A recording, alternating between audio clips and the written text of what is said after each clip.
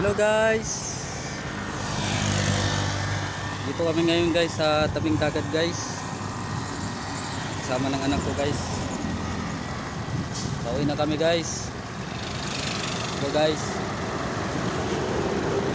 Maganda talaga dito guys kung saan ka dito guys.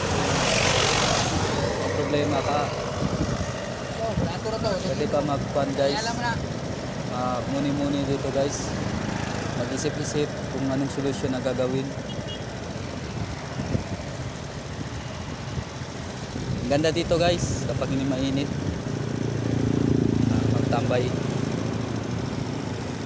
Yun lang po guys.